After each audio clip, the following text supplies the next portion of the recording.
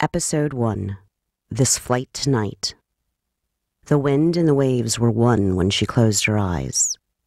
It was like listening to music, when guitar chords and vocals blended into one force, indistinguishable, inseparable. Sky and sea were the same heartbeat in her ears, the same salt on her lips, as the low silver clouds opened and rain gave her the baptism she needed to begin this journey. They call it the Pacific Northwest for a reason. Ariana opened her eyes. The open car deck of the ferry materialized around her. The rain was letting up, but her brown leather jacket was already roadster brand armor, glistening wet to her thighs. "We do." She gave the man a tight-lipped smile. Why was it that white men couldn't just shut up and let the rain fall on a beautiful woman? "I'm not local," he said, floundering in his rugged good looks as he motioned. "You have California plates." "Enjoy your stay." Ariana flashed teeth this time. She knew it didn't look friendly. Feral, a friend of hers, had said, "Tourists threatened by feral Latina lesbian on ferry, story at 5. Ariana laughed at her own joke in the back of her throat, pushing raven bangs, rain-soaked and wavier for it, off her face. She slid behind the wheel of her Kia Soul rental and checked the time. It had been 19 years since she left for Columbia University, and life and work had made visits to her parents in Bellevue less frequent. The Washington sky, especially over the Juan de Fuca Straits, was impossible for her to read now. She wondered if she'd reacquire the skill. A 3-hour crossing from the mainland, a due north, then due west crossing, weaving between the islands, then snaking along the national border between Canada and Washington's Olympic Peninsula to empty out into the Pacific Ocean. "Attention, please. We are now arriving at our destination. All passengers should return to their vehicles. We will be docking at Conch Island shortly. Please make sure you have all your personal belongings before disembarking the vessel. And thank you for choosing the Washington State Ferry System." Ariana's gray-blue eyes searched through the mosaic of raindrops on her windshield. There it was, barely recognizable as land, a blue-green palette of trees and cliffs rising out of a blue-green sea.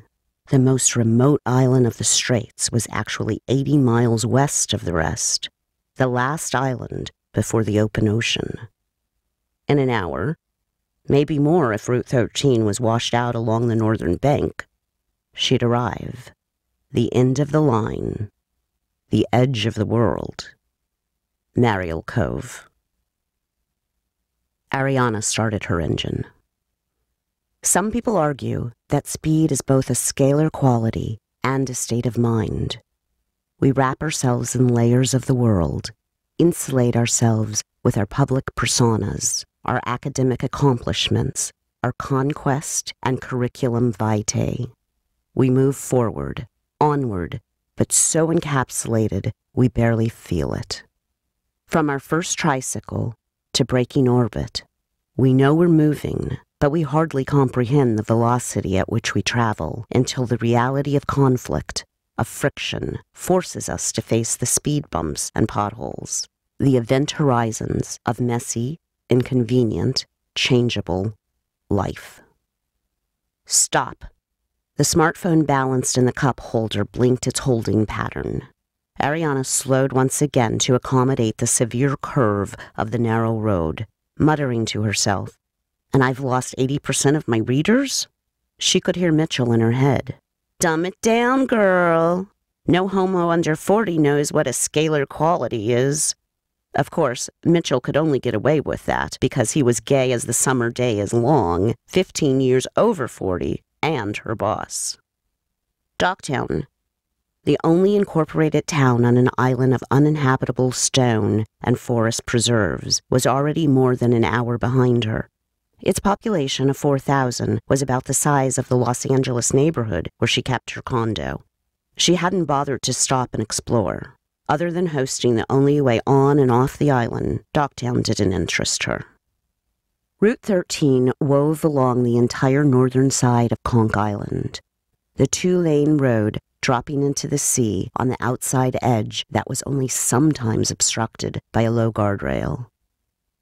The compact Kia was a hybrid of a hatchback and an SUV, and it handled the road beautifully, but the posted speed limit was 30, and Ariana was lucky to break 20 without breaking a sweat. This from the woman who reported on gay teens in Uganda? She chided herself, consciously loosening her white-knuckled grip on the steering wheel. The wind whipped up the waves and they crested with white water under the rail and over the road in a wash. Ariana exhaled sharply, but didn't swerve. The opening notes of Joni Mitchell's Carrie listed through the car, reduced to ringtone simplicity. It was the first song her parents had danced to at their wedding. Just 2 months before finding out that Margaret had uterine cancer and she would never carry the children they'd already chosen names for. "Answer," Ariana commanded then. "Hey, Mom, I'm on Route 13. "Then hang up for God's sakes, Ariana." "It's hands-free, Mom." "She's fine, Maggie." James must have leaned closer to his wife's phone as his voice came louder. "Did you see whales, Ari?" Ariana smiled. "I think a few might have washed up on the road, Dad." He laughed, and Ariana felt the tension fading, even as the clouds decided to open up again. "When can you come stay with us, darling?" Ariana could hear her mother rifling through her old-school, post-it-packed day planner. "I want to take a week off. Remind the dean to appreciate me more." "Maggie, she's on assignment." "James, it's a little lesbian town, not Iraq." This time, Ariana laughed out loud. "Mom, Dad, I promise to come stay with you. More than once. I'm here for an entire year. Mariel Cove hosts 4 festivals. That's what I'm here to cover. Between those, I can more or less come and go." "Ari, is it really a lesbian town?" Ariana reached into her bag on the front seat. Her cigarettes fell out on the floor, and she retrieved a pack of gum. "Not really. It's this tiny, isolated town at the western end of Conch Island. It's always been really pro-women, founded by Mariel Ridgway in the late 1980s. Senator Lloyd's wife," Margaret remembered. "Poor man. Shot dead. Incredible activist." "Yeah." Ariana's voice trailed off. A cold crept along her skin. She turned up the heat. James cleared his throat. "Well, if there's lots of lesbians, maybe you'll meet someone nice, Ari." "James?" "What?" Ariana grinned. "I don't think I'm the marrying type, Dad." "Break an old man's heart, why don't you?" "Ariana, call us after you get settled in, sweetheart." "You can always date, Ari. Just once." "James?" There was a little scuffle as Margaret commandeered the phone. "We love you, darling. Drive safely." And the call ended. "They're not my parents." Ariana physically jerked with the unwelcome thought. She caught a glimpse of herself in the rearview mirror. Her Latina features, full mouth, heart-shaped face, wavy black hair drying around her jacket's wide collar. Her gray-blue eyes and pale skin were most likely Mediterranean. Margaret and James were European, grown by family trees that included early colonists. They hadn't hesitated to adopt the newborn, whose father was listed as unknown. They'd even kept her first name. She couldn't have asked for more loving guardians. But they weren't her parents, and nothing could change that. Her headphones pulsed a steady 180 beats per minute, keeping Tal's pace strong and steady. Her black lab ran beside her, enjoying the warm April morning. The beat reminded her of last Saturday. She just finished her Smith & Wesson. The bar in Docktown had been more crowded than normal, and she'd slowly grinned as she felt a pair of hands snake around her waist. She turned, bold and cocky. "I didn't think you were gonna show." "Been here all night." She put a finger up to the woman's lips. "Stop talking. Just come and dance with me." She was almost done with her run. The routine was the same every morning. Clockwork. Wake at 5:40 a.m., throw on clothes and tennis shoes, run the 3 miles to where Ridgeway Road became Route 13, turn around, run back to the marina where she lived. It was hotter than it had been for weeks. "What do you think, Anubis?" she asked her dog, sitting down on a driftwood log. 65 degrees? He tilted his head, breathing heavily. He turned his head abruptly, looking at the waves. Tal knew that look. "Anubis, wait!" But he was already running towards the water. "Damn it, Anubis!" She ran to the line where the ocean met the beach and whistled. "Anubis, come on! Get back here!" He was swimming about 15 feet out from the shore. He treaded water looking at her. "Come on, buddy! Anubis!" She whistled again, but he ignored her. Tal stripped off everything but her sports bra and panties and waded into the water. "Anubis, get over here!" She swam to him and grabbed his collar. "You never pulled this shit with Grandpa." Her clothes in one hand, she fumbled with the keys. Anubis was sitting beside her, dripping salty water on the welcome mat. She saw something out of the corner of her eye and jumped. The keys fell to the ground.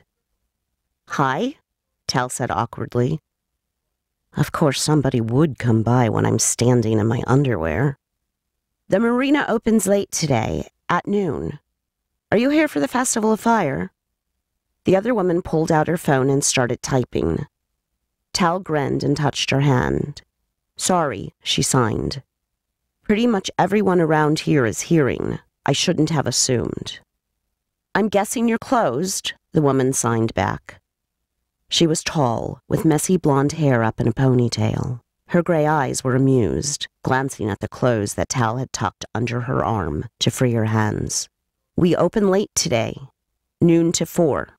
I'm Tal, the owner. Anna, I'm here this week for the festival. I just had a quick question. Do I need an appointment for a diving lesson, or could I just show up? Just be here at 4 with a swimsuit. I've got everything else you'll need." Anna smiled and glanced down at Tal's black panties. "I bet you do." Tal climbed into her 81 Chevy and slammed the door shut. "I cannot believe you." She gave Anubis a stern look. He barked at her, clearly excited to be going anywhere in the truck. Tal shook her head. Ridiculous. The sun was shining as Tal drove through the town, but she could see the dark clouds approaching. There would be rain tonight and wind. A lot of wind. She pulled into the small parking lot next to the building shared by the Threefold Moon and Wordsworth Books. She came here at least once a week to have her tarot read. Tal was part of the local Wiccan group, led by the Threefold Moon's owner, Madison. The shop was open in the morning for tarot readings, done by Madison herself. "Anubis!" Madison's twin boys, Carter and Landon, came tearing out of the shop. Anubis barked and jumped out of the open window. Tal slammed the truck door and grinned at Emery, who had followed the boys out. Her auburn hair was up in a loose bun, and there was a smudge of ink on her jaw. She smiled at Tal. "Hey, how's it going?" Emery reached down to tighten the laces on her full-down boots. "Anubis dragged me into the ocean after a run this morning. Not the first time." Tal rolled her eyes. "I cannot believe my grandfather decided to get a puppy at 72. She paused, then cleared her throat. "Anyhow, what—" "Emery!" shouted Carter. "You said you would play with Anubis and us," finished Landon. "Please," Carter pleaded. Emery grinned at Tal. "Gotta go." "See you later."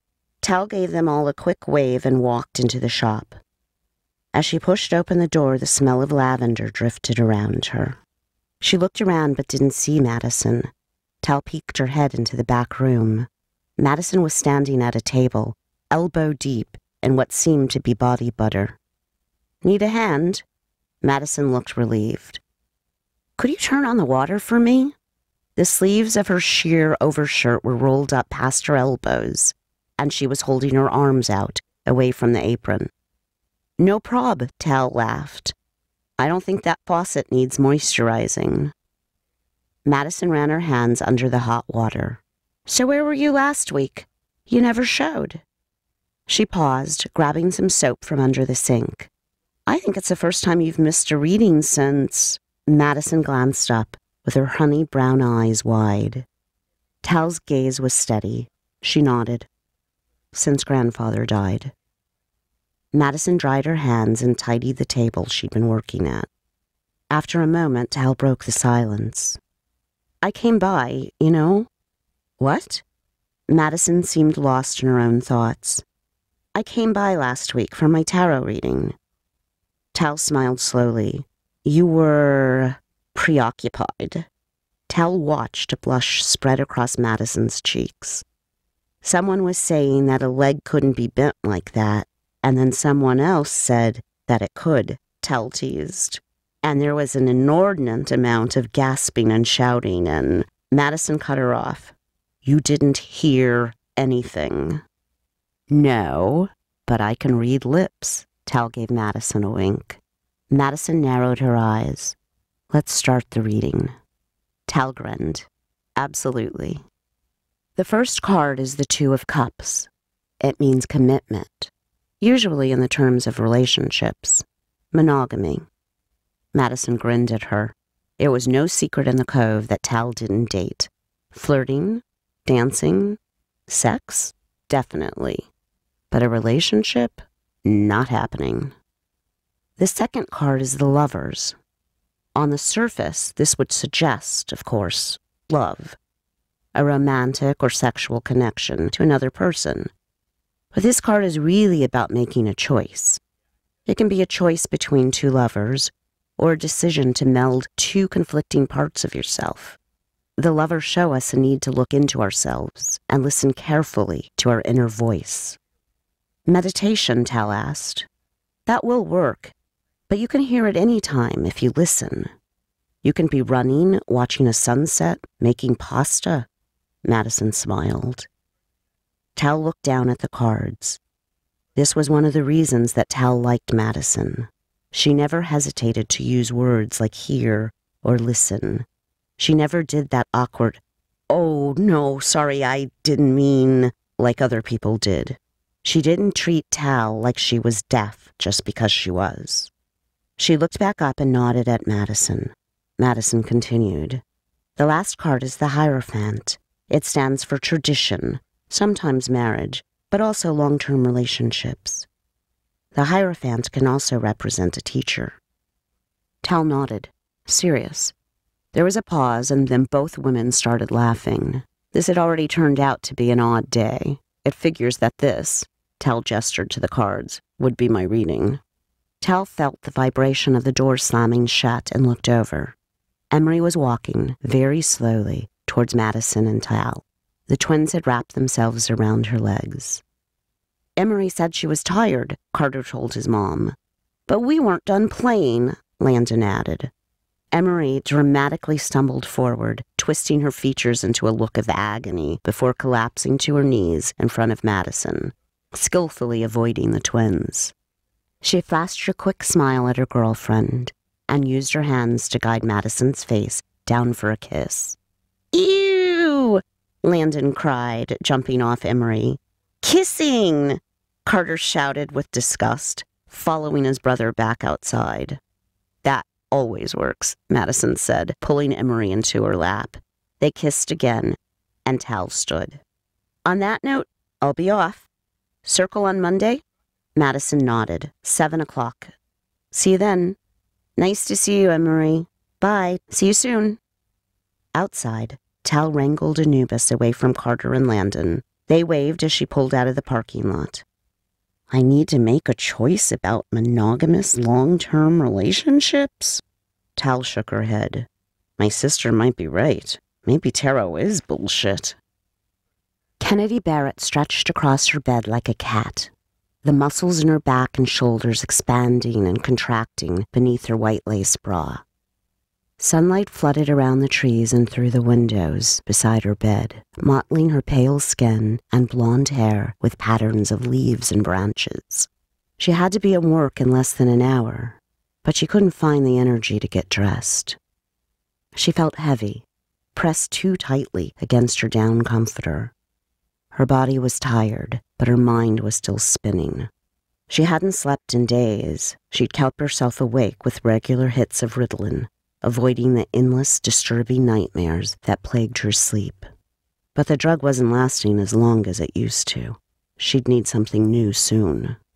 Kennedy dragged herself out of bed, the wood floor cold against her bare feet, even in the middle of spring, and pulled on a short white silk robe. She needed more pills, something to keep her mind fresh.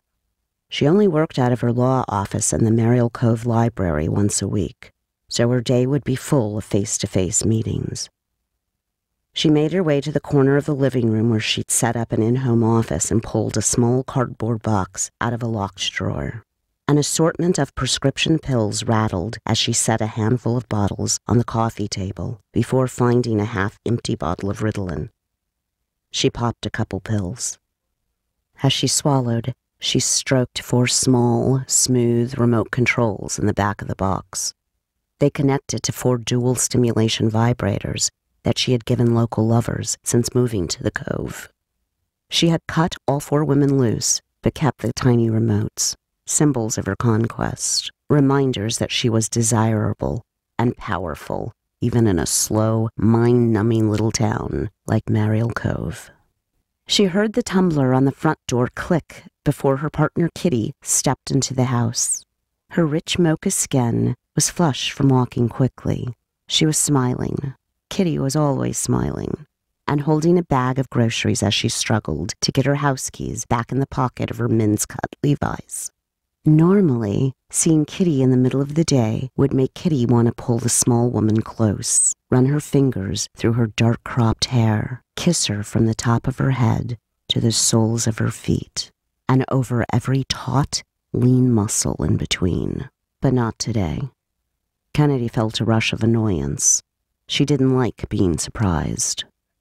Kitty grinned, her gaze slipping over Kennedy's body, her partner's curves slipping out of her loosely tied robe, distracting her from the look of frustration on Kennedy's face. "I'd come home more often if I knew you worked in your underwear." "You should have called," Kennedy grumbled as she swept the pill bottles back into the box. Kitty's grin disappeared. Kennedy tried to put the box back into the drawer, but Kitty pulled it out of her hands. Kennedy's face twisted with rage as Kitty pulled out a box of pills. "Are these yours? How could you ask me that?" "Kennedy." Kennedy worked up a few fake tears. "You know I haven't taken pills since college. These are from a friend. I've been helping get her clean for months." Kitty immediately started backtracking. "Baby, I'm sorry, but you can imagine how this looked to me. Please, don't cry." "You don't trust me." "Of course I do." "Then give them back." Kitty glanced at the box. "What if I give them to Ruth? I'll feel better and you'll still be helping your friend. Ruth has a lockbox at the pharmacy." Kennedy froze, her mind racing. If she fought too hard, she would raise Kitty's suspicions. If she didn't get her pills back, she would crash. She needed a distraction. "Fine, but I want my remotes back." Kitty opened the box and pulled out the remotes. After a moment, her face flashed recognition. "You need 4 vibrators?" "I get bored cooped up on this island." "I like Conch Island." "Of course you do. That's why I work so hard so we can stay." Kitty set the box on a nearby end table. "I work too. And I appreciate that. But you can't seriously equate the money you make selling milk and toothpaste to what I make as a lawyer." Kitty crossed her arms. "I'm doing exactly what you asked me to do.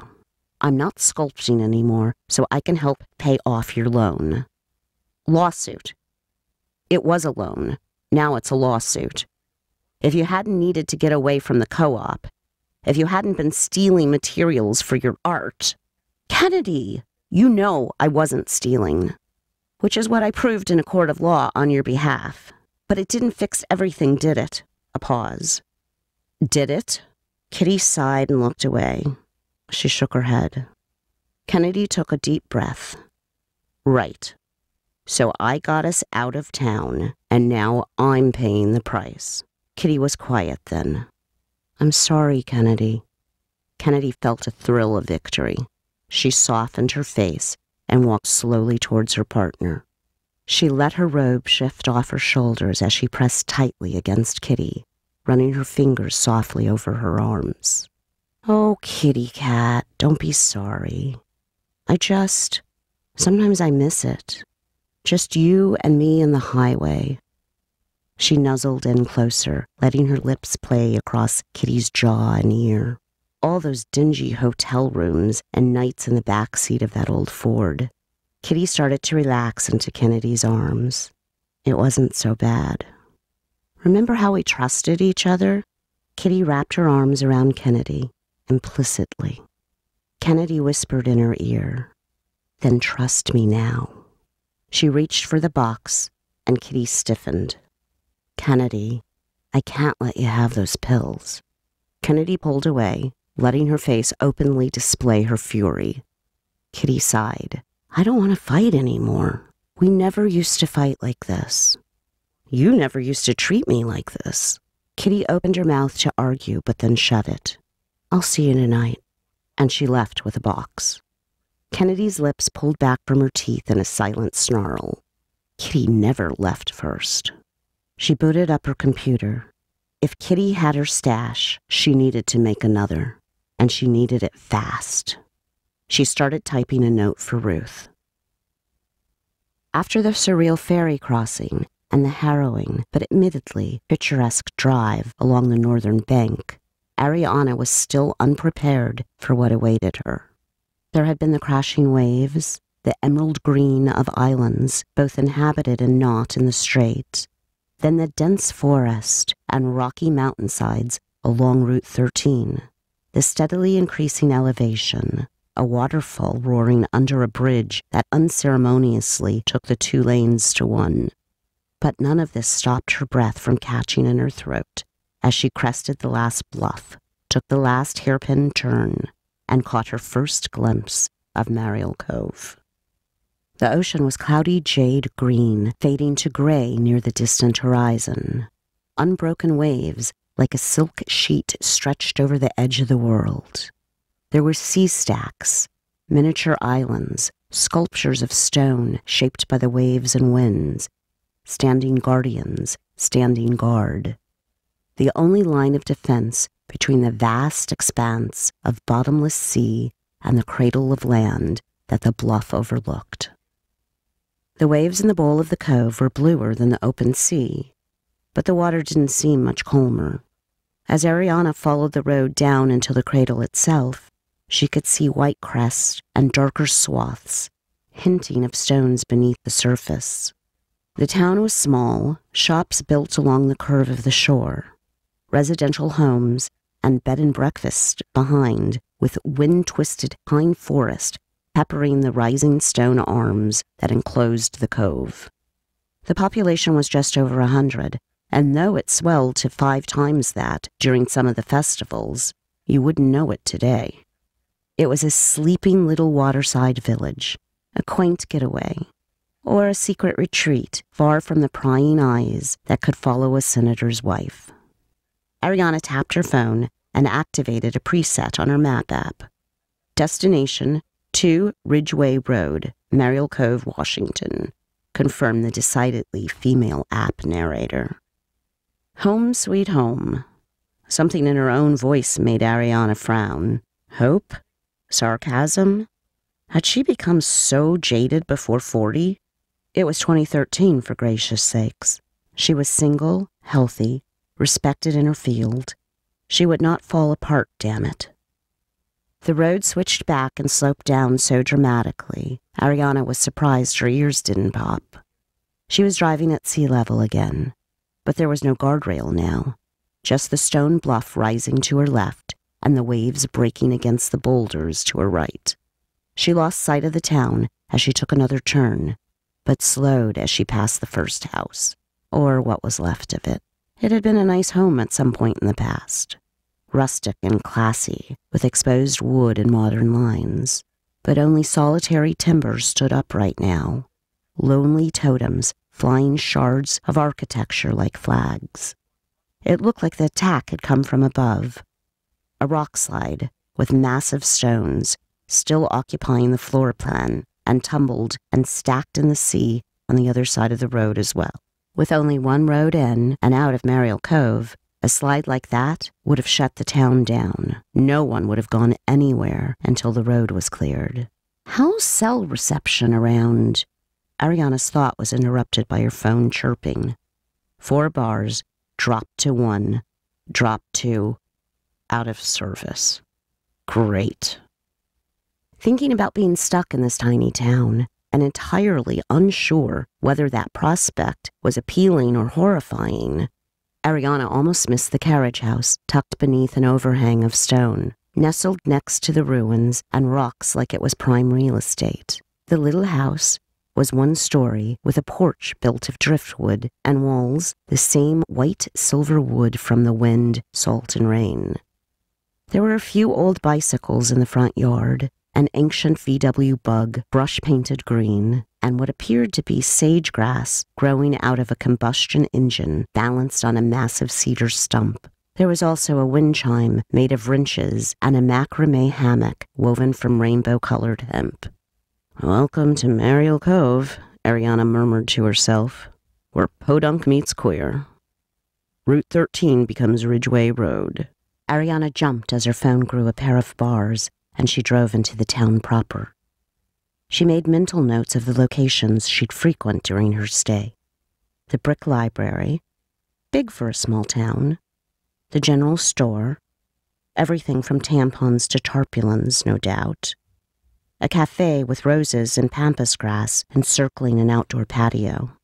She certainly wasn't going to learn how to cook.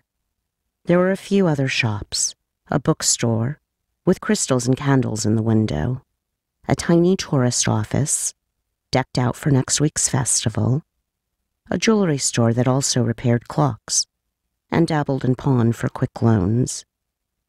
It's everything a woman needs. Ariana found a thread of good humor in it all. Women were 90% of the population of the Cove. Somehow she thought it would be more Themyscira and less Americana. "You have arrived," Ms. Map App told her, and Ariana furrowed her brow and stopped the sole just before the pavement ended in sandy soil. There was nothing in front of the car. Ariana got out. The wind off the water immediately tossed her hair into chaos, and she squinted her eyes.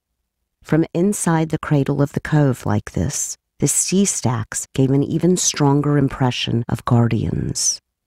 "They are my Paradise Island Amazons," Ariana smiled.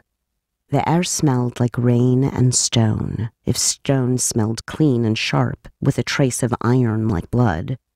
The tide must have been coming in. Did coves have tides? Because the waves revealed a sandy ribbon for only a moment before swallowing the ribbon again and assaulting the rocks that bordered the road. Ariana looked down the shore. The beach ended about 100 feet further on in the boulders, but the sandy berm where the road should have been wove between the rocks, rising up about 30 feet from the crashing water.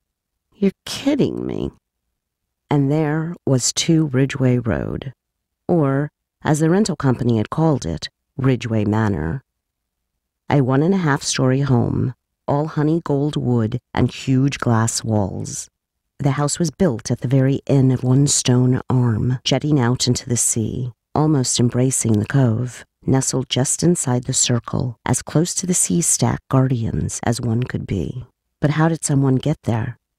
The paved road ended because the stretch of land between here and the manor quickly became too narrow for a car. There must be other access. Ariana turned around and stared back the way she'd come. The closest building was a marina, less than a quarter mile away. If no one was there, surely someone at the tourist office could help. Feeling the wind like this, tasting the sea, she couldn't bear getting back in the car. She started to walk.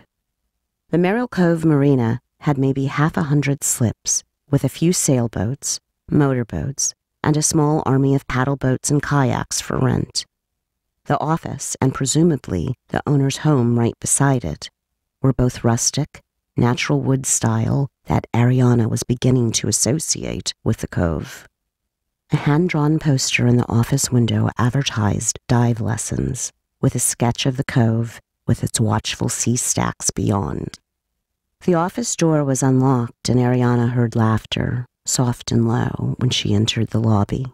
A glass-topped counter displayed a turntable of souvenirs and a dozen brochures for classes, tours, and rentals.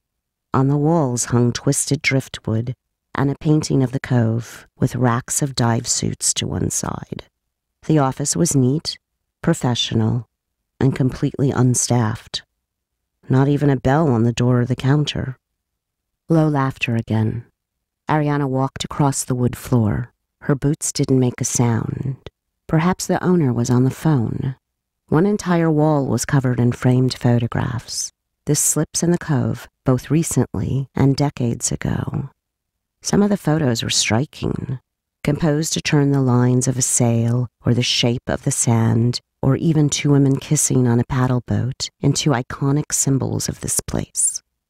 Other photos were more mundane, like an annual photo of the Cove shot through the boats and their slips. Business had always been steady. One photo caught her eye, even as she turned away. She looked back. The photo was black and white, the photographer using some sort of filter that captured every fine line of the elegant older face. There was life and pain and love on that face. The short hair falling in small waves around the pale eyes and prominent chin and nose. Ariana didn't need to find the caption. She knew who the woman was.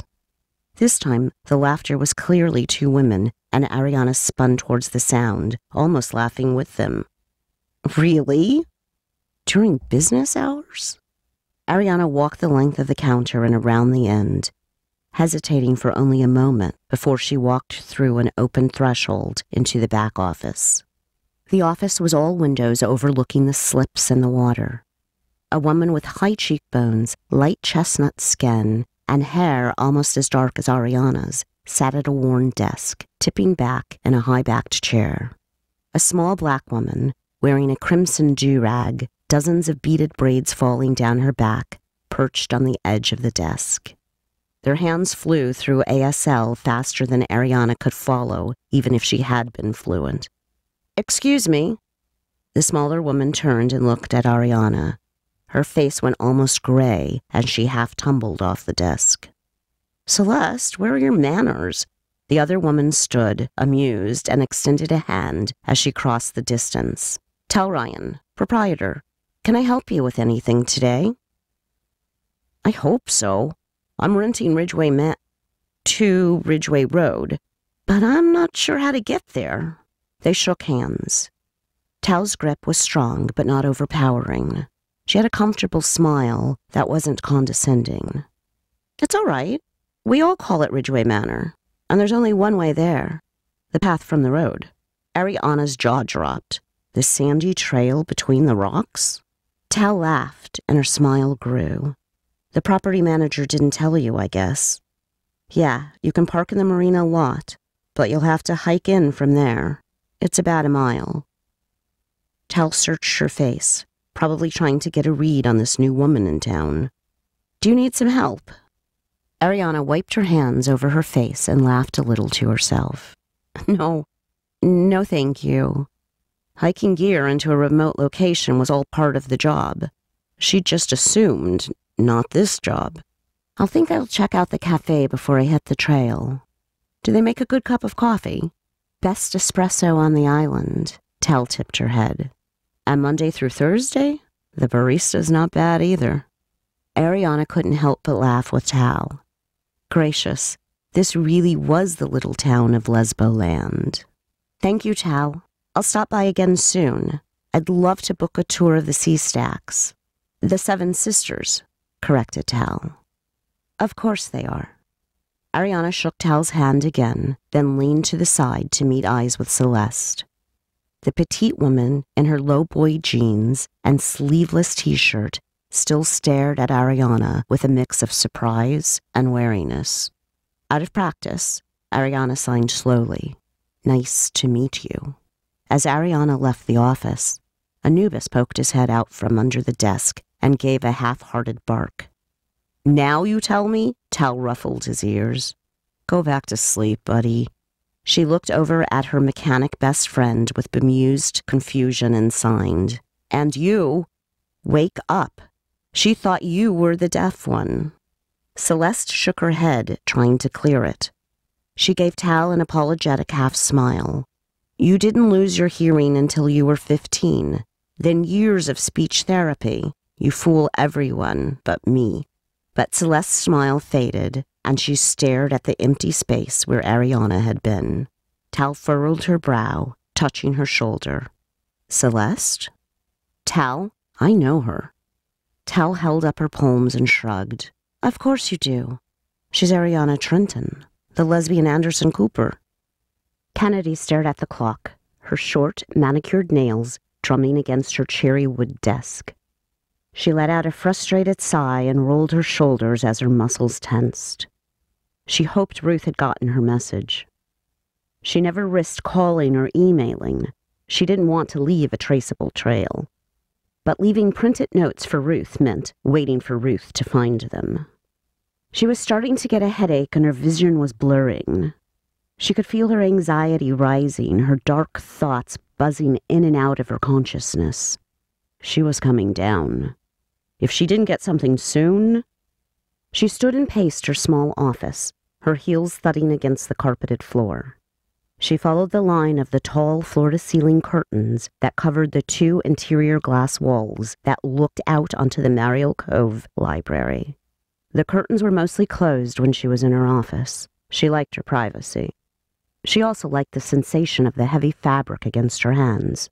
It distracted her from the way her body ached. 3 nights without sleep. 3. A soft knock echoed on her door, and Kennedy leaned back to sit on her desk. "Come in." Ruth walked in quietly, a large purse over her shoulder, and shut the door. All I had on such short notice was Adderall. Kennedy scowled. "You think I can cover a come-down on Adderall?" Ruth drew a brown paper bag from her purse. "I brought you hydrocodone, too." Kennedy looked through the bag and immediately popped a hydrocodone. The pain pill would soothe the worst of her symptoms. She couldn't risk taking another upper like Adderall right now. She would have to sleep tonight. To assuage Kennedy, and her nightmares were bad enough when she wasn't crashing from an amphetamine-induced high. "You look awful," Ruth commented. Kennedy shot her an irritated glance as she circled back around her desk and stored the Adderall in a locked drawer. "Why are you still here?" "I told Tatiana that I had a legal question for you. It would look strange if I left too soon." Kennedy sat in her wing-backed chair and opened a case report. She didn't look at Ruth as she spoke. "That's unfortunate. We're trapped together by a watchful librarian. Be a dear and sit quietly in the corner. I have a headache, and I find your voice grating." Ruth shifted uncomfortably, but sat in the chair across from Kennedy's desk and stared at her hands. Kennedy briefly considered insisting that Ruth sit in the corner as she demanded, but decided to let it go. She didn't need to humiliate Ruth. The woman was already broken. Kennedy's phone went off, breaking the silence. She glanced at it. It was a 2-word text message. "Please, Kennedy." Kennedy could almost hear the weeping behind the words. It was from a local woman Kennedy had topped multiple times a day for almost a month, before cutting off all communication. The text had been coming for weeks. They used to be long and erotic. Now they were just primal pleas. Kennedy grinned. The text always raised her spirits. "Is that Kitty?"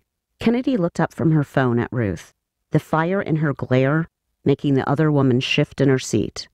I mean, she must be worried." "Kitty's fine," Kennedy snapped. "And I don't need an agoraphobic waste of space who will probably die surrounded by cats talking to me about my lover." "I just thought..." "No, you didn't think. We have a very clear arrangement, Walker. And that arrangement does not include your opinions. And it definitely does not include you butting into my personal life." Kennedy leaned forward across her desk. pushing into Ruth's personal space until the other woman pressed herself against the back of her chair. Kennedy's voice escaped her lips in a hiss. I own you. I have all the secrets. I call all the shots. You will deliver what I ask for. You will sit in silence when I tell you to. And you will stay out of my life or I will destroy you. Do you understand me? Ruth was frozen for a moment, then nodded. Kennedy sat back in her chair. She reached for the bottle of hydrocodone, still on her desk. Her hand started to tremble, and she clenched her fist. She swallowed another pill as the door opened. Kennedy's next client hesitated in the doorway. I'm sorry. I didn't know you were in a meeting. Kennedy pulled the bottle of pills off her desk into her lap. She felt a cold surge of fear rush beneath her skin. How much had the client seen? She fought to keep her voice even as she spoke. You're early. I am. I just had lunch at the Tidewater, and I thought I'd stop by. Are you okay? Excuse me? Your medicine. If you're sick, I can reschedule.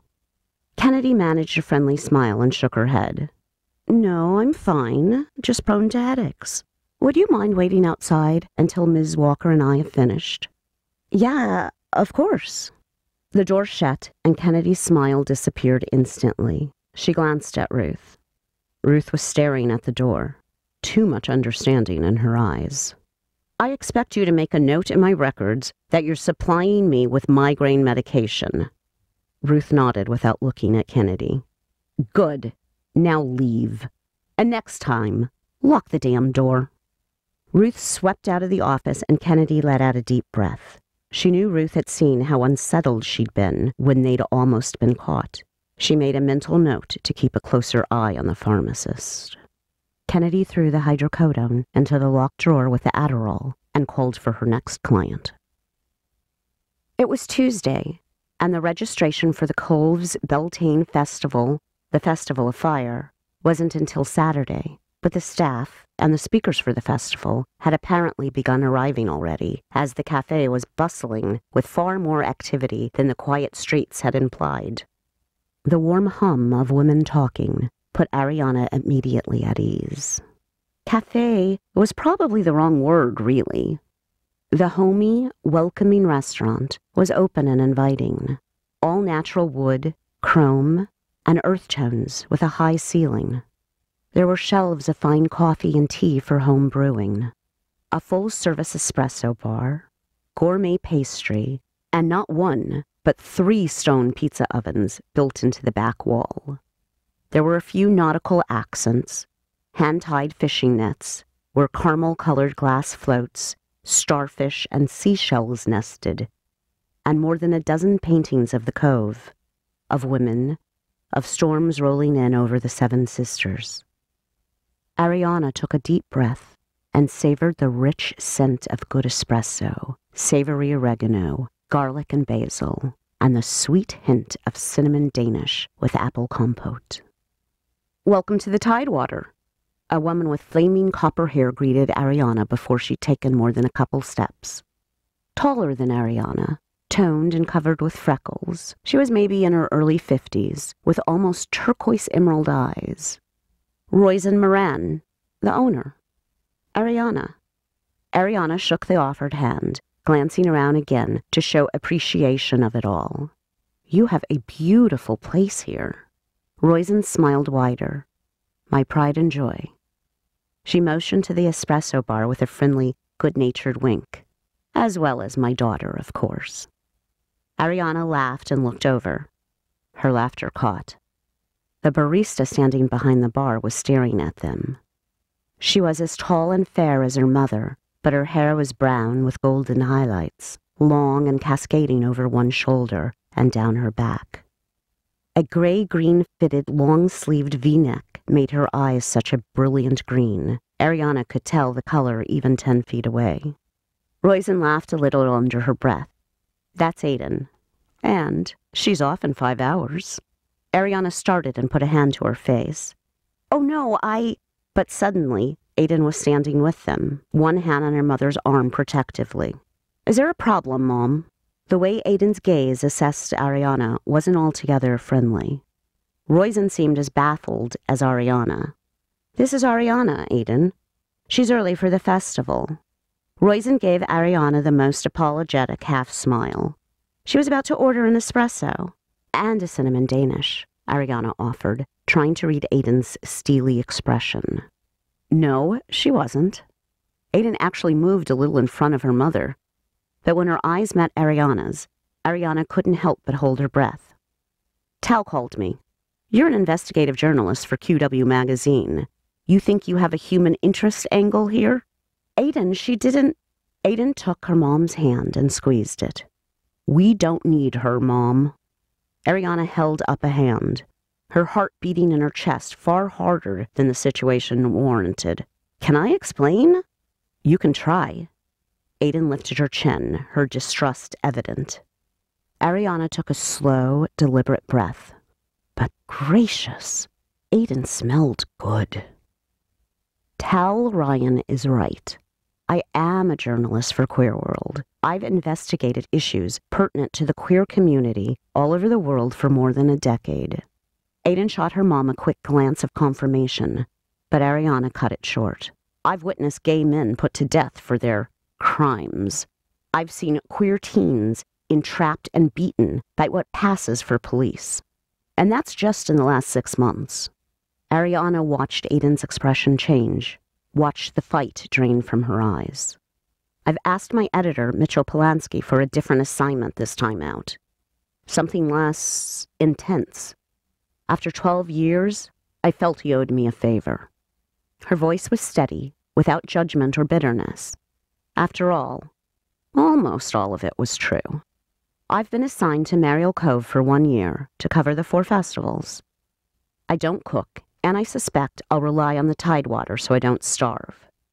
Again, some truth. Ariana looked away from the mother and daughter. There was a stone hearth with a fire crackling, overstuffed leather chairs, and 2 women sharing a sandwich and laughter while one of them nursed a baby. Ariana looked back at Roizen and Aiden with a faint smile. I've outed celebrities, and I've exposed hypocrisy. I'm not an angel. But I'm not here to investigate what makes the tidewater so charming. Aiden was silent, just looking at Ariana, her face unreadable now. Ariana met Aiden's eyes and told herself not to look away. She didn't know what was going on, but she was not going to be chased away by a barista, no matter how hot a cup she served. Your first meal is on the house, Roizen said, breaking the stillness and touching Ariana's arm. Ariana smiled at her. It was pretty obvious that the tidewater was charming because of this woman. Aiden looked away from them. I'll take you up on that, Roizen. Ariana looked sidelong at Aiden, who shifted her weight. Tomorrow. I should get settled. Ariana covered Roizen's hand with her own briefly. Thank you. Nice to meet you, Aiden. Ariana held out her hand. For a moment, she thought Aiden was going to ignore her, but the other woman drew herself up and took the offering. Her grip was more tentative than Tal's, her skin softer. Ariana ended the touch too soon and nodded, leaving the way she had come. It was a slow morning at the Mariel Cove General Store, but Tuesdays were always just about dead. It was mind-numbing. Of course, she wasn't particularly fond of the work at the best of times, but she was doing it for Kennedy, after all that Kennedy had done for her. It was a nice store, a huge space that resembled a log cabin, with large windows to draw in tourists. The ceiling was high, and the lights were a soft yellow to create a comfortable atmosphere. The shelves were stocked with everything from camping and hiking to home comfort supplies, plus tourist memorabilia and all the groceries needed to supply the entire cove. The store was even laid out intuitively. It had been a maze when Kitty had first taken over, but she'd spent the entire first weekend completely reorganizing. The store wasn't all bad when there was a customer or two. Kitty liked getting to socialize, and she didn't have many opportunities to do that anymore. It was a little disheartening the way life had changed, but when she really thought about it, she couldn't imagine going back. Kennedy and Mariel Cove had been two saviors in her life, along with her art and her faith, and she wouldn't give any of them up for the world. The little bell over the door rang, and Kitty sat up straighter, realizing she'd almost nodded off. How Pavlovian. No doubt I'll be salivating by this time next year. It was Ruth, the pharmacist. Ruth was about 45, with long brown hair just beginning to gray and light blue eyes. She was dressed for work in her khakis and polo shirt, but she didn't have the lab coat on. Kitty couldn't adequately explain it, but she liked Ruth. She just did. "Hey, Kitty." Ruth gave her a small but genuine smile. Kitty smiled in return. "It's good to see you. It's such a quiet day today. I'm going out of my mind. How's your day going?" Ruth dug her hands into her pockets and walked slowly over to the counter. "Well," she said, drawing the word out, "I was wondering if you might do me a favor." "What kind of favor are you looking for?" Kitty asked. "Let it just be something that gets me out of this store." "I was wondering if you might be able to order something in. I'm allergic to wheat. I don't know if I've told you that before. And it's getting more difficult to find ingredients in town that don't have trace gluten. So, gluten-free food. I think I can do that." Kitty thought about her supplies for a moment. Running the general store, she had to balance more than a dozen accounts, from hardware to groceries to cat food. "Is there anything in specific you're looking for? Or," Kitty made a serious face, "or you could just leave it up to me, and I'll order everything I can get my hands on across the board. But fair warning, Murphy's Law's out to get me this month. I'll buy everything you hate and nothing you want. It'll be like the aunt who always gives you terrible sweaters, and you'll have to pretend to be happy when you're really groaning inside." Ruth laughed, and Kitty joined her. She liked making Ruth laugh. "I do have a list." Ruth pulled a folded piece of paper out of her pocket. "I wrote it out last night so I'd be prepared. I included a few name brands, but the brand isn't important. That's just to give you an idea of some places you can order from." The bell over the door rang again, and Kitty looked over briefly before taking the paper. It was just Kennedy. She was in the habit of dropping in on Kitty from time to time at work. It was something Kitty appreciated. She caught a glimpse of a suspicious look on Kennedy's face when Kennedy saw Ruth. But the look disappeared when Kennedy turned to Kitty. "Hey there, Kat. How's your day?" Kitty rolled her eyes, trying to push away their fight. Kennedy was so good at that. It was the least Kitty could do to meet her halfway. "Well, it was slow, but then it got slow pretty quickly, and now it's just slow. Ruth is my first customer." Kennedy stopped beside the counter and turned back to Ruth. "Well, lucky you," she said, then smiled back at Kitty. "I just wanted to stop by and see how you're doing. I can't stay long, but I want a kiss before I head back to the office." Kitty hopped off her stool and walked around the counter. Kennedy put her arms around Kitty's shoulder, and she kissed her hard, the touch almost crushing. Kitty loved Kennedy's kisses. They were always so passionate, so possessive. They made Kitty feel like the most important thing in Kennedy's life. Even after a fight like today, Kennedy's kiss could make almost anything better. It was more than an apology. It was reassurance. And maybe a little tease. It wasn't strictly professional to walk away from a customer to kiss your lover in the middle of the workplace, but it was a small town, and this was the best moment of Kitty's entire day. When Kennedy finally released Kitty to her perch on the stool, Kennedy turned to Ruth, a satisfied expression on her face. "Kitty is so good at this job. Don't you think, Ruth?" Kitty smiled. "She always called herself an artist," Kennedy continued. "But I think this is her true calling." Kitty gripped the edge of the stool with both hands. Her brown skin turned pale around her knuckles. Kennedy's words were like a slap in the face. Ruth said nothing. What was there to say? "Gotta get back to the office. I'll see you at home, Kat." Kennedy turned and walked out, the bell above the door playing. Kitty wanted to melt away, to disappear. "Kitty?" Ruth's voice was hesitant, careful. "Are you okay?" Fantastic, Kitty said. She was staring at a knot on the wooden counter. Never better. She shook herself and looked back at Ruth. Tell me more about these brand names. I'm fascinated. This is my calling, you know. Are you sure you're all right? Kitty swallowed. I will be. Distract me.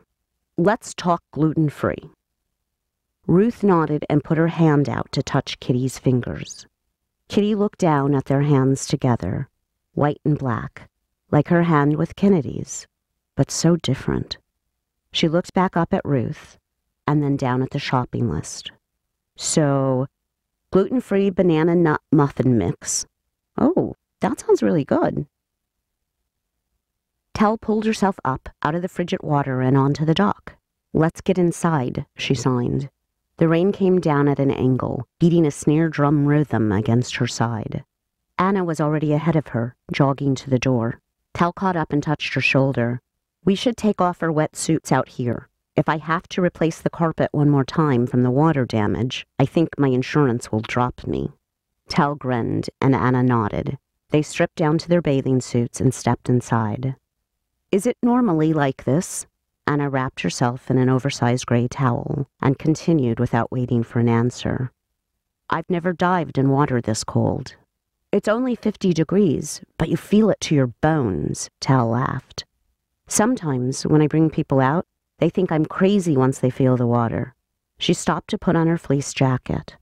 I think the ocean must be in my blood. Tal picked up Anna's dry clothes from a cubby next to the door and turned to her. The clothes fell from her hands. Anna had peeled off her black one-piece and was looking out the window at the storm. It was a few hours before sunset, but the sky was already the same dark blue-gray as the sea, with a second covering of clouds rolling in from the northwest. Tal's eyes wandered the nape of Anna's neck, down the arch of her back. Her hands traced lines across Anna's shoulders before she knew she had moved across the room.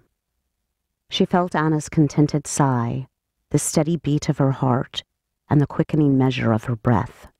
Her fingertips traced the curves of her sides, barely touching, like the brush of a feather.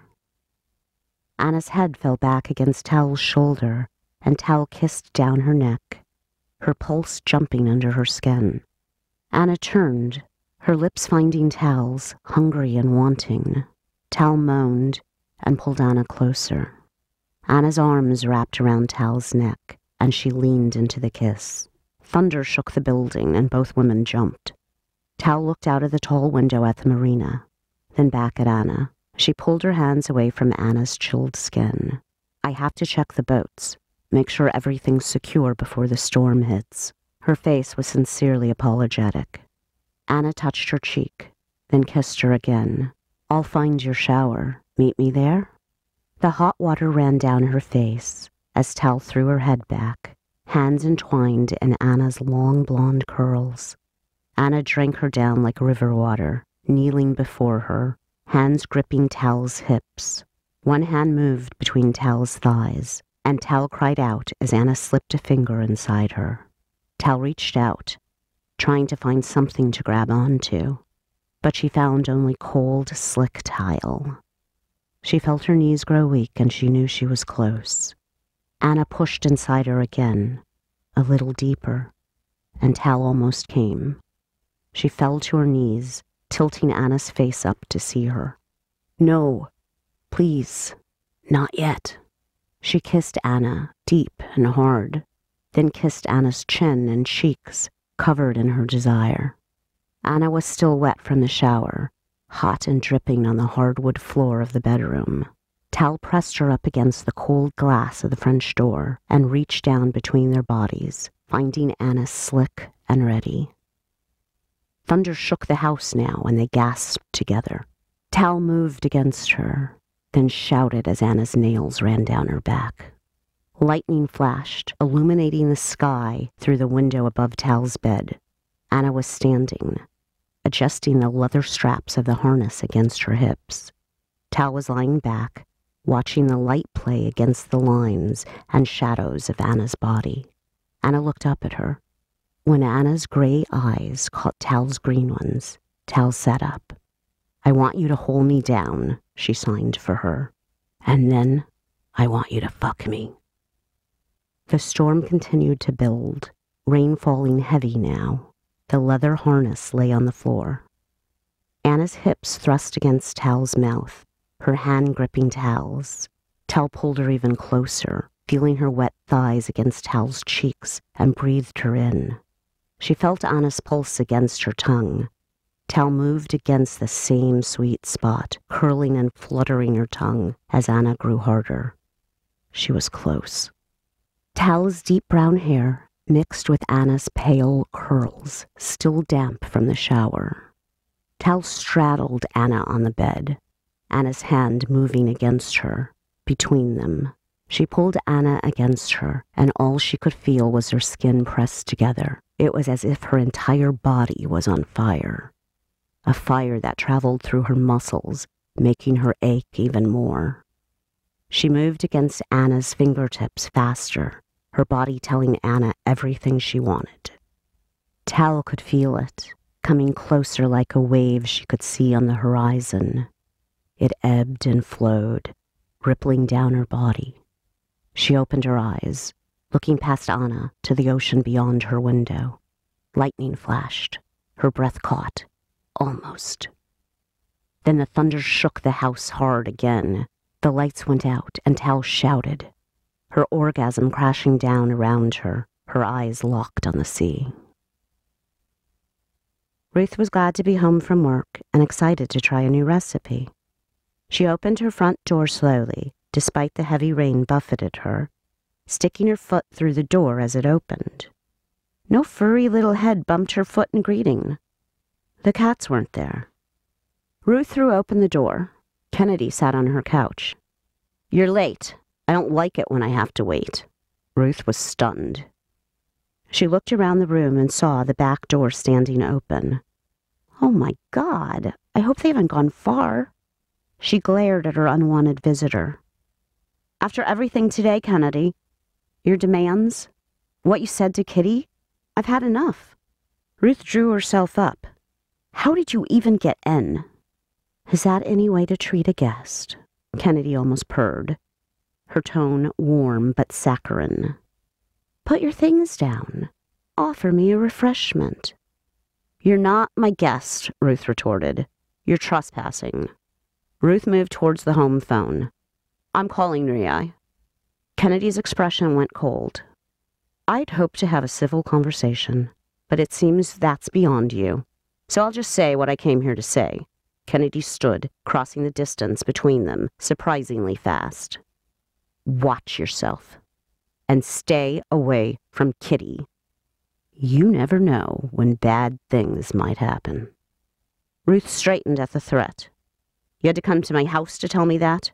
You couldn't just summon me to your office? You need a reminder, a serious reminder of the consequences of not doing what you're told. Leave Kitty alone, or your stupid cats will be the last of your worries." Kennedy smirked. "You enjoy being anonymous here. How would you like for everyone to know what you're hiding? Everyone." Flushing from anger, Ruth took a step forward. "Everything you do just proves that Kitty deserves someone better. Keeping her by threatening her friends? What kind of relationship is that?" "One you'll never have." Kennedy pointedly looked around the house, then dramatically wiped her hands on her dark pants, leaving traces of white powder. "Just how allergic to wheat are you, anyway?" Ruth stood, silent and still, as Kennedy brushed past her. It wasn't until the door slammed that Ruth ran into the kitchen. Flour covered every surface and the floor. No wonder she was already feeling congested. Her allergy was bad. Not so terrible that she couldn't clean this up, though. Kennedy was such a bitch. Ruth opened a cupboard and took out a can of tuna. Her cats, Carbidopa and Levodopa, always came scampering any time they heard a can opener. She hoped they were within hearing distance. The opener whirled. No cats. Holding the open can, Ruth went outside. Thunder rolled and threatened worse. The rain was even heavier than it had been 10 minutes ago. She fought the panic rising inside her. "Kara! Levi!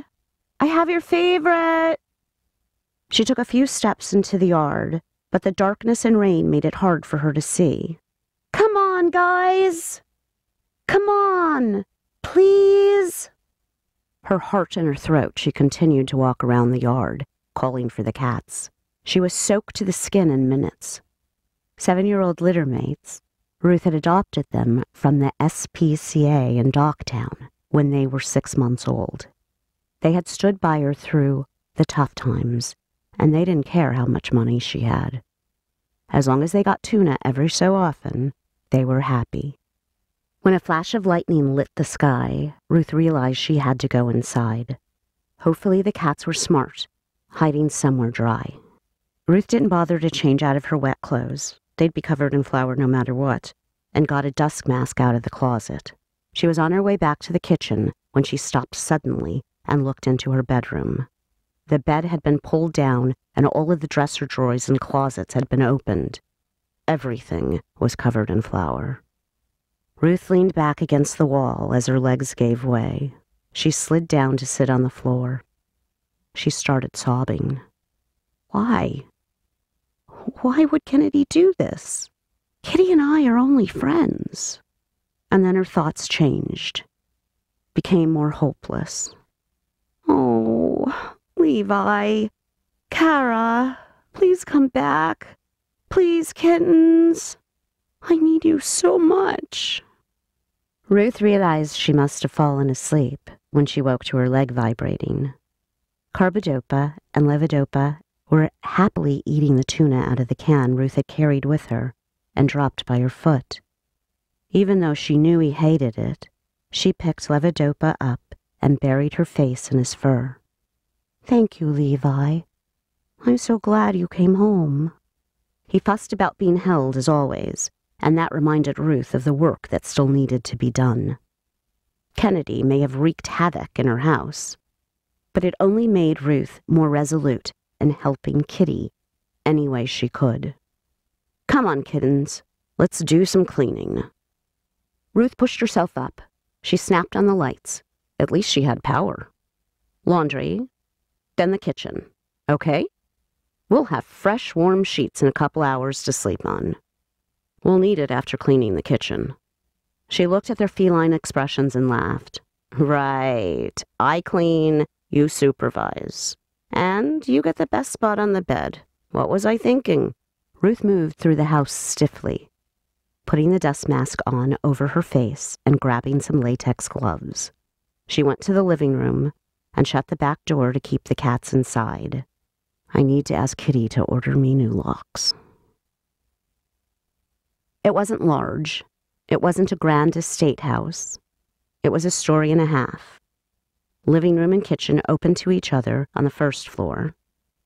A small study behind the stairs that led to a loft bedroom with its sleigh bed and ornate wardrobes. It wasn't the most luxurious place she'd ever stayed, but it felt... How did it feel? Like home? Like a dream? It felt like Ridgeway Manor.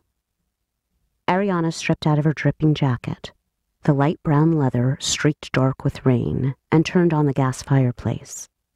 The black marble hearth glistened like something molten as the firelight danced in the paler veins of stone. The fireplace was in the middle of the glass wall that overlooked the ocean, though the world was darkling now, an interplay of blue-black sea stacks, rain, waves, water, and sky. A coat tree, sculpted to resemble an actual tree, accepted her jacket on a branch, and her boots on the shelf that ringed the wrought iron roots. Ariana walked into the small bathroom under the stairs and returned to the main room, toweling her hair. She couldn't stop looking around, taking in the feel of this place, with its honey-colored split wood beams standing exposed in the walls and stretched across the vaulted ceiling. The stairs and the bedroom railing were the same, rough-hewn and lacquered to shine. She touched the banister. Was it lacquer or years of use. The natural oils of women's hands sliding over the wood morning and night. The kitchen was white and black, modern and chic, and though her stomach admonished her for leaving the cafe unfed, Ariana couldn't take her eyes off the view beyond the west wall. The contrast of the fire and the almost unseen ocean was mesmerizing. She sank down into the black leather couch. It was soft like satin. "I need a glass of wine," she thought to herself. The door in the kitchen leads down to a wine cellar. How did she know that? Had the management company mentioned it? Ariana turned and leaned back against the posh arm of the couch. Her slacks and nylon-covered feet slid against the leather. It had taken 2 trips to get her books, clothes, and files from her car to the house, and a day of traveling to get here in the first place. Not to mention the exhausting whatever the hell that was with Roisin and her daughter at the Tidewater. But the weariness in her bones, the heaviness in her chest, had nothing to do with the drive, or the hike, or the overprotective barista. A skinny reading lamp with a brass flower shade cast golden light over her white blouse, and Ariana opened 2 buttons. "I belong here," she whispered, but her voice drowned in another roll of thunder. Almost instantaneous strike of blue-white lightning. The storm had arrived in full force. "I better get used to this," she told herself. She'd gotten used to earthquakes. She'd gotten used to the distant sound of artillery fire, of children calling. Thunder and lightning again, the flash coming through the northern windows on either side of the front door that faced the cove. The light was a slap of white, showing the silhouette of a person inside the house. Ariana didn't remember crossing the room. She didn't remember taking her Sig Sauer from her brown leather messenger bag on the counter that separated the kitchen and living room. She shifted back into real time when the gun sat against her palm, when her hands wrapped around the grip, when the doorbell rang. Ariana exhaled with a short huff. Then again, the doorbell once more. 3-note chimes that became mysterious and magical, mixed with the sounds of the storm. "Coming!" She tucked the P938 away in the concealed pouch that her bag had come with. "Merry Christmas last year from Pippi." She'd have to thank her again. "Ariana? Miss Trenton?" Ariana blinked, placing the smooth voice even as she was unlocking the door. "For a minute," Aiden sniffed, shaking her hair back from her rain-soaked face. "I didn't think you were going to let me in." Aiden held up her hands. The white pastry bag looked worse for wear, but the tall black and chrome Tidewater travel cup had weathered the hike quite well. "Peace offering." Ariana found her voice. "Come inside, Aiden, please." Aiden stepped in and slipped her boots off by the door, her wet jacket joining Ariana's on the coat tree. "That's nicer than I deserve." Ariana relocked the door. "Would you rather I be angry?" "Maybe a little." Ariana turned with a smile and then jumped. Aiden was close enough to smell the sea spray and rain on her skin. For a moment, Ariana couldn't speak. She stared at the streaks of darker shades in Aiden's vibrant green eyes. Then, "Is the coffee black?" Her voice sounded strange, breathless. Thunder again, like the ever-present sound of the waves amplified. Ariana felt as though it rumbled through her bones. Aiden was watching her face. Her gaze moved across Ariana's wide eyes, her parted lips, her own hair still damp and so falling in short waves. Only when the thunder had fully passed, Aiden's response, "Of course." The younger woman moved to close the spare space between them, and Ariana seemed to remember herself. "Let me get 2 mugs." She walked away abruptly. Her heart beat in her ears like its own storm. She opened and closed cupboards until she found 2 heavy, white mugs. "Sorry, I haven't shopped yet. I don't have cream or sugar." She thought Aiden said, "Sure you do," but she wasn't sure. When she looked over, Aiden was seated in the black leather chair closest to the fire, smiling at her. "No, grinning at her. Ariana stayed with the counter between them for a moment. It was quite the tableau, and Ariana wasn't entirely sure that Aiden didn't know it. The rain-streaked glass wall, the flames in their silent dance, the golden wood floor and black leather couch, the 20-something baby dyke with coffee and Danish, one bare foot tucked under her thigh in a casual gesture that accented her long legs and the hourglass lines of her body. And the grin. Ariana had seen that grin before, just not directed at her. She had always been seen as more pariah and less playmate. "Should I come to you?" Ariana was distracted enough that she didn't notice Aiden speak. She brought the mugs to the small coffee table and heard herself say, "You changed." Like that was shocking enough to stare from across the room. Aiden was smiling at her now, humor evident on her face. "Yeah, I do that sometimes." She smoothed her black cotton button-up and then raised an eyebrow at Ariana. "And you were about to—" Her green eyes drifted down. Ariana looked. Her blouse was still unbuttoned, the top lace of her bra showing. Her hand went to her chest. "Oh, Aiden was beside her on the couch. "Let me help." There was no discussion. Aiden's hands brushed her one aside, and Ariana's hand fell, finding Aiden's thigh pressed against her knee, the other woman practically in her lap. What are we doing? But the thought was so fleeting, it was forgotten as soon as it was formed. Hadn't she just met this woman? Hadn't she just arrived here? No thought would take root. Ariana. A third button was freed, and Aiden slid even closer. Their cheeks almost touched. The heat between their skin tangible. "Let me." It was somewhere between a request and a plea. Somewhere heated and gentle at once. There was a sweet urgency in Aiden's voice, and Ariana breathed in, slow and deep, as if she could taste Aiden on the air. Yes.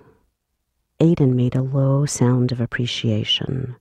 Her fingertips brushed Ariana's skin as the fourth button put up a fight. She made a little growl against Ariana's nape and tugged, quick, at her shirt. Ariana gasped as the button gave up the ghost and rolled off across the wooden floor. "I don't think you're helping," Ariana whispered, but her hands were moving over Aiden's hair, lifting it, wet and glossy, soaking through the back of Aiden's shirt. Then to that same shirt, working the buttons and pushing black cotton off Aiden's shoulders. Aiden cupped Ariana's face. "Are you sure?" And she kissed her while the sky split open outside the wall of glass. Ariana stood, nude at the bedroom railing. She wasn't sure where in the sky the moon hung, but the only light in the house was a flickering pilot light on the fireplace and the lone brass flower still shining golden in the living room. The darkness provided its own comfort. It always had for her. Still a few hours until dawn, but the storm had passed over them, unspooling somewhere else. Through the northern windows, she could see the peppering of lights of the Mariel Cove homes, though some seemed to be without power. To the west, there was nothing but darkness, but Ariana closed her eyes and imagined the rolling waves breaking against the stone. "Did you see the star fall?" Aiden's voice came from the bed behind her. It was touched by sleep, warm with passion. Ariana didn't turn. "I think it was lightning." "No." Aiden's tone was contemplative. It burned out over the ocean. Ariana turned. Aiden was propped up on her elbows in the shadows. The white sheet, like cream, poured over half her body. The pure white seemed to find and emanate its own light. Or maybe that was just Aiden. Ariana felt a smile tug at the corner of her mouth. Aiden was a beautiful woman, almost too beautiful to fit into Ariana's world. The northern star that guides the sailors. Aiden cocked her head to the side. She studied Ariana across the loft, then, "You have regrets?" Ariana blinked. "What?" "I shouldn't have gotten on this flight tonight. Ariana looked over her shoulder at nothing, then sighed and smiled to cover her surprise. You're too young to quote Joni Mitchell. Don't be an ageist, Aiden smiled back, apparently buying the ruse, and smoothed the spot next to her. Come back to bed. Ariana was already closing the distance between them. My pleasure, Aiden's voice